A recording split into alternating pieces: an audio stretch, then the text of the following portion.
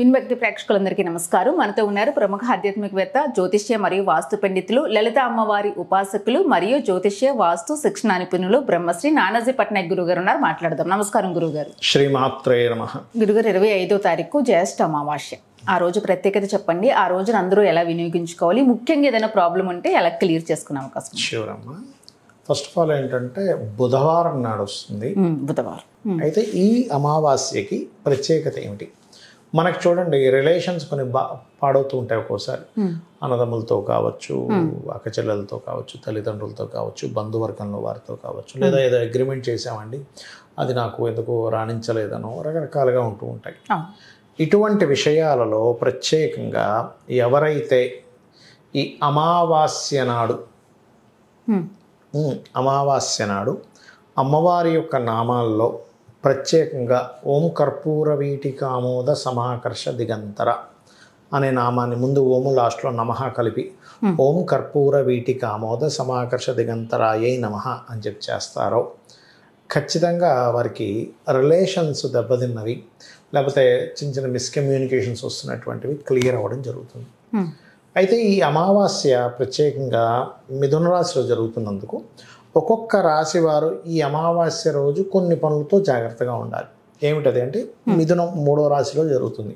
ఇప్పుడు మన సహజంగానే మేషం వారికి పూర్వజన్మ కర్మ దేనికి ఉంటుందంటే అప్పులు ఇవ్వడం తీసుకోవడం బంధువర్గం వల్లే ఉంటుంది. కాబట్టి ఈ అమావాస్య నాడు ప్రత్యేకంగా అమావాస్య నాడు ఎవరితోనైనా మాట్లాడేటప్పుడు మేషం వారు మరింత జాగ్రత్తగా ఉండాలి. వృషభం వారు ధన సంబంధించిన విషయంలో, ఎందుకంటే ధనస్థానంలో, కుటుంబ స్థానంలో, కుటుంబ వ్యవహారాల విషయంలో, ధన సంబంధించిన విషయాల్లో జాగ్రత్తగా ఉండాలి. మిథునం వారు ఒక్కోసారి ఎలా ఉంటుందంటే, డేర్ చేయడం వల్ల ఒక్కోసారి నష్టము వస్తుంది, ఒక్కోసారి లాభము వస్తుంది. మనం ఏదైనా సరే ఒక ధైర్యం చేసినప్పుడు చూసి చేయాలి. కర్కాటకం వారు ఇన్వెస్ట్మెంట్స్ విషయంలోని లేదా విదేశాలకు వెళ్ళేటువంటి నిర్ణయాలు తీసుకునే విషయంలో అమావాస్య పనికిరాదు వీరికి.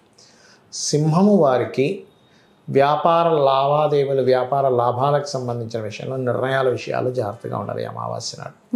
అదేవిధంగా కర్కాటకం మన కన్యవారు, సింహం తర్వాత కన్య కాబట్టి కన్యావారు చేసే జాబ్ విషయంలో, చేసేటువంటి వృత్తి ఏదైతే ఉంటుందో, వాళ్ళ జాబ్ అయితే ఉంటుందో అందులో తొందరపాటు నిర్ణయాలు పనికిరావు. అంటే ఏమవుతుందంటే, అమావాస్య 10వ స్థానంలో ఏర్పడ్డప్పుడు తెలియకుండా ఆ రోజు ఏదో రాంగ్ డెసిషన్ తీసుకుంటారు, తొందరపాటు నిర్ణయాలు పనికిరావు.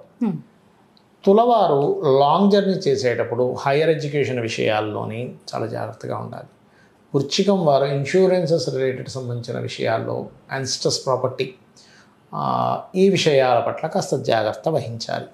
ఇక ధనస్సు వారు సహజంగానే మనకి ఇప్పుడు మౌఢ్యం ఉంది కాబట్టి ఎవరు కూడా సర్వసాధారణంగా వివాహ సంబంధాలు ఏమి చేయరు. కానీ అయినా కానీ కొంచెం పార్ట్నర్షిప్స్ విషయంలోని, వివాహం కాదన్నారు కదా, పార్ట్నర్షిప్స్ విషయంలో కొన్ని నిర్ణయాలు తీసుకుంటారు. ఈ అమావాస్య పనికిరాదు. సహజంగానే అమావాస్య మనం ఏమీ నూతనమైన పనులు ప్రారంభించడం, కానీ మరింత జాగ్రత్తగా ఉండాలి. ఇక మకరం వారు అప్పులు ఇవ్వడము తీసుకోవడము, ఈ యొక్క అంశాల్లో చాలా జాగ్రత్తగా ఉండాలి.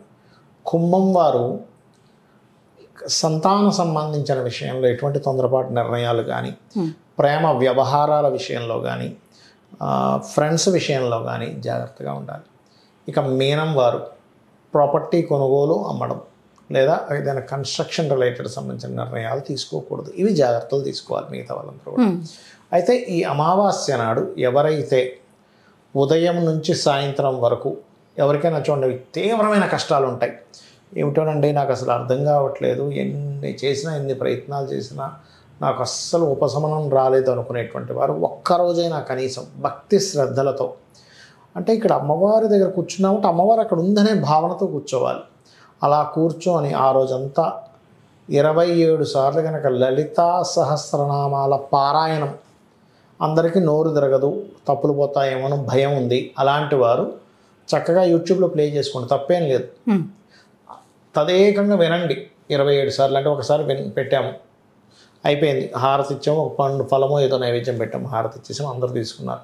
లేదు చక్కగా లలిత సహస్రనామం పారాయణం చేసే వాళ్ళు ఉన్నారు, వాళ్ళని పిలిపించి మీ ఇంట్లో చేయించుకోండి. లేదా మీరు ఏదైనా ఒక గ్రూప్లో ఫామ్ అయ్యి 27 టైమ్స్, అంటే మార్నింగ్ నుంచి ప్రారంభించారు, ఉదాహరణకి 7 ఎప్పుడో ప్రారంభించారు, ఒక 9 సార్లు మధ్యాహ్నం కల్లా అయిపోయింది. చక్కగా పెట్టిన ఫలాలన్నీ మీరు నైవేద్యంగా స్వీకరించవచ్చు. మళ్ళీ ప్రారంభించారు, ప్రతిసారి అయిన ప్రతిసారి హారతిస్తారు, ఒకసారి మళ్ళీ నైవేద్యం పెడతారు, మళ్ళీ సెకండ్ టైం, అలా 9, 9, 9 27 సార్లు అయ్యేసరికి రాత్రి అయిపోతుంది. అలా 27 సార్లు కనుక భక్తి శ్రద్ధలతో అలా కూర్చున్నప్పుడు మనకు కొంతమంది నడుములు పట్టేస్తాయి, కాళ్ళు పట్టేస్తాయి. ఒకటే అనుకోవాలి, నేను భగవంతుడి కోసం, అమ్మవారి కోసం ఇంత శ్రమ అమ్మవారి కోసమే చేస్తున్నాను అనే భావంతో చేయండి.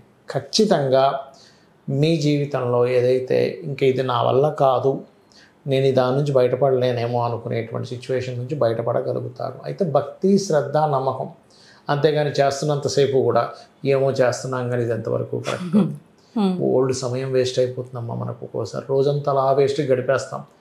రోజంతా అమ్మవారి యొక్క ధ్యానంలో, అమ్మవారి యొక్క కీర్తనలో, అమ్మవారి యొక్క నామాల్లో నువ్వు గడుపుతున్నావు, అంతకంటే గొప్ప యోగం ఏముంటుంది?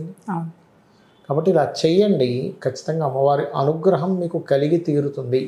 ఇంకా వీలైతే అదే రోజు ఈ ప్రోగ్రాం పెట్టుకోలేమనుకునేవారు గోశాలకు వెళ్ళి గోవులకి గ్రాసము, అదేవిధంగా బెల్లము ఇలాంటివి తినిపించడం, ఇవి చేసినట్లయితే కూడా ఖచ్చితంగా బాగుంటుంది. లేదా ఏదైనా ఆలయంలో, అమ్మవారి ఆలయంలో అమావాస్య రోజు వీలైనన్ని దీపాలు వెలిగించడం, లేదా అక్కడ చాలా దీపాలు ఉన్నాయండి, మనం ఏదైనా నూనెని ఇచ్చి అక్కడ వెలిగించడానికి మనం తోడ్పడగలం అనుకుంటే ఆ పనైనా చేయండి. ఖచ్చితంగా మీకు పూర్వజన్మ కర్మ, రుణ, రోగ, శత్రువుల నుంచి బయటపడడం జరుగుతుంది. ఎక్సలెంట్గా చెప్పారు గురుగారు. అంటే ఏ రాశి వాళ్ళు ఎలాంటి జాగ్రత్తలు తీసుకోవాలి? కాంబినేషన్ అనేటువంటిది ఎప్పుడైతే ఏ రాశుల్లో ఏర్పడుతుందో ఆ భావం విషయంలో కొంత జాగ్రత్త తీసుకోకపోతే ఆ భావం వాళ్ళకి ఇబ్బంది పడుతుంది.